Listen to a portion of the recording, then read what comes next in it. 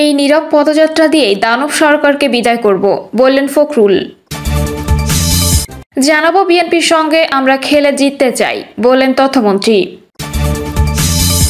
উন্নয়নের কথা বলে দেশকে খাদের কিনারায় নিয়ে গেছে বলছেন নূর।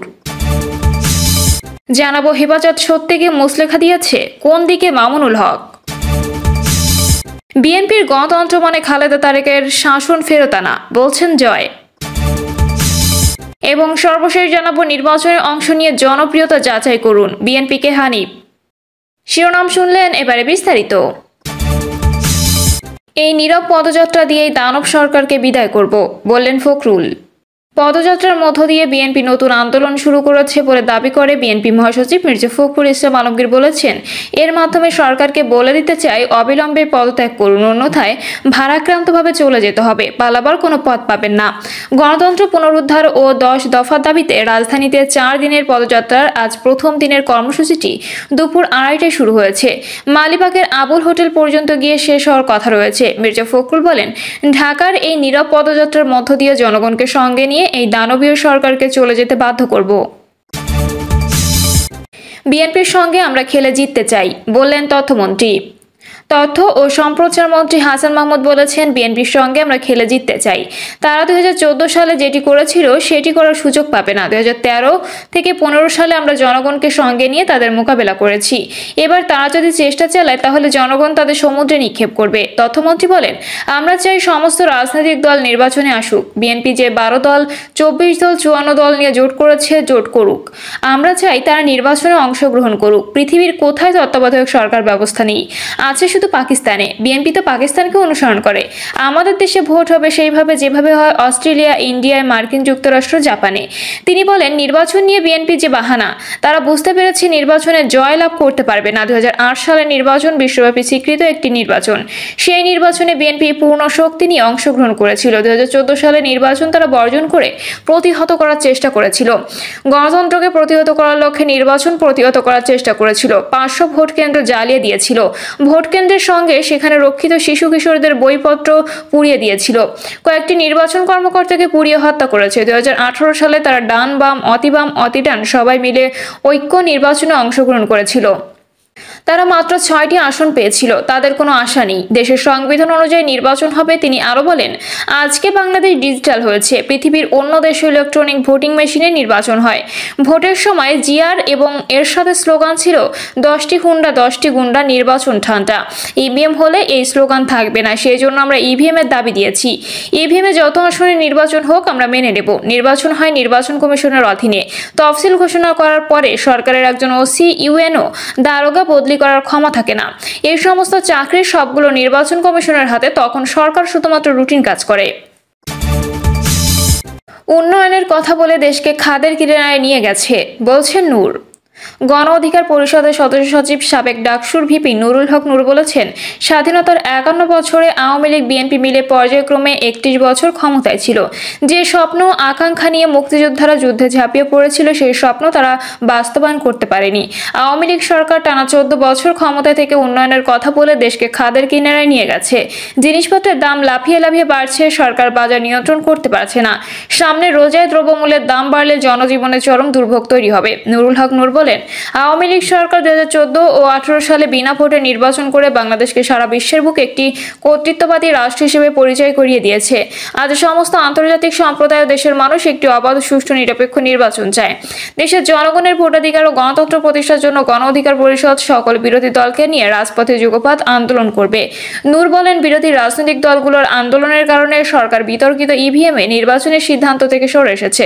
তাই বিরোধী দলগুলোকে নিয়ে গণ আন্দোলন গড়ে তুলতে পারলে আওয়ামী লীগ সরকার 1991 এর মতো তত্ত্বাবধায়ক সরকারের ব্যবস্থা মেনে নেবে এবং সুষ্ঠু নির্বাচনের পথ তৈরি করবে। তিনি আরো বলেন, তিস্তা চুক্তি না হওয়ার কারণে উত্তরাঞ্চলে বর্ষা ও শুষ্ক মৌসুমে মানুষের দুর্ভোগ বাড়ছে।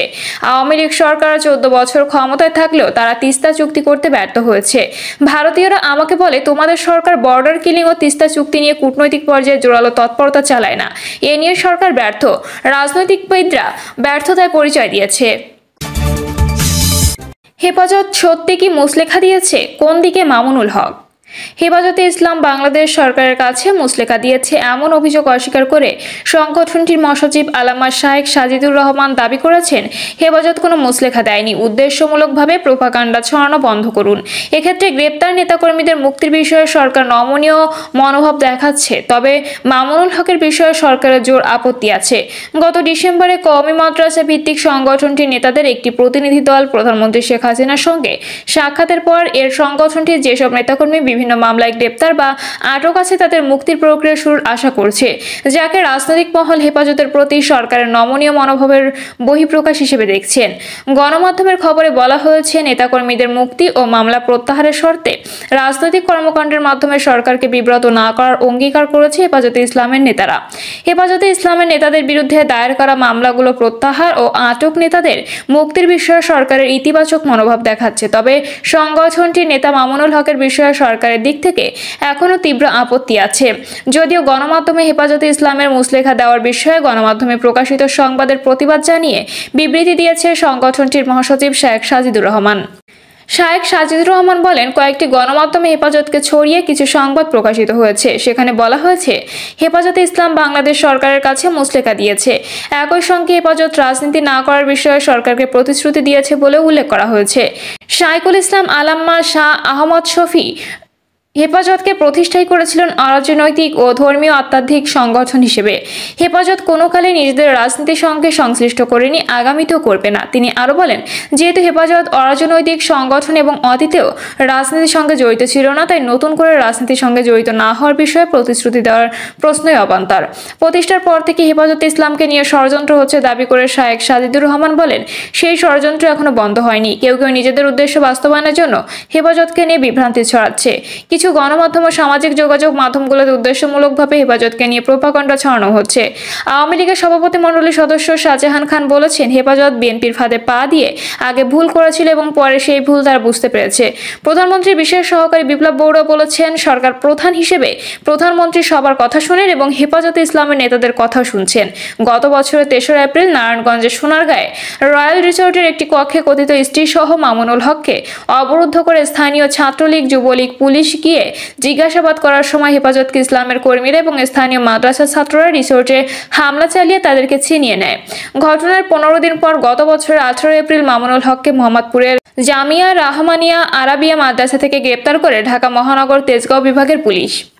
রয়্যাল রিসোর্ট কাণ্ডের ২৭ দিন পর ৩০ এপ্রিল সোনারগাঁও থানার হাজির হয়ে কথিত স্ত্রী মামুনুল হকের বিরুদ্ধে বিয়ের প্রলোভন দেখিয়ে ধর্ষণের অভিযোগে নারী ও শিশু নির্যাতন আইনে মামলা করেন। ধর্ষণের অভিযোগের প্রাথমিক সত্যতা পেয়ে ১০ সেপ্টেম্বর মামুনুল হকের বিরুদ্ধে আদালতে অভিযোগপত্র দেন মামলা তদন্ত কর্মকর্তা। এরপর ৩রা নভেম্বর মামুনুল হকের বিরুদ্ধে নারী ও শিশু নির্যাতন ট্রাইব্যুনালে ধর্ষণের মামলায় অভিযোগ গঠন করা হয়। ওই মামলায় বর্তমান কারাগারে আছেন হেফাজতের যুগ্ম মহাসচিব মামুনুল হক। বিএনপির গণতন্ত্র মানে খালেদা তারেকের শাসন ফেরত আনা, বলছেন জয়। বিএনপির গণতন্ত্র মানে তারেক রহমান বা খালেদা জিয়ার শাসন ফেরত আনা বলে মন্তব্য করেছেন প্রধানমন্ত্রী শেখ হাসিনার ছেলে এবং তার উপদেষ্টা সজীব ওয়াজেদ জয়। ফেসবুক স্ট্যাটাসে সজীব ওয়াজেদ জয় বলেন, সম্প্রতি বিএনপি দুর্নীতিবাজ শীর্ষ নেতৃত্ব নিয়ে প্রশ্ন তুলেছেন টিআইবির কর্মকর্তা। তার সূত্র ধরে সংবাদ প্রচার করেছে সময় টিভি। সেই সংবাদে প্রচার করা হয়েছে, খালেদা জিয়া ও তারেক রহমান দুর্নীতির মামলায় সাজাপ্রাপ্ত আর বিএনপির ২৭ দফার প্রথম দিকেই রয়েছে দুর্নীতিমুক্ত সমাজ ও রাষ্ট্র করার কথা। এতেই চটেছেন বিএনপির নেতা মির্জা ফখরুল, কারণ তাদের লন্ডনে পলাতক নেতার পক্ষে কথা না বলার সময় টিভির রিপোর্ট শুদ্ধ হয়নি।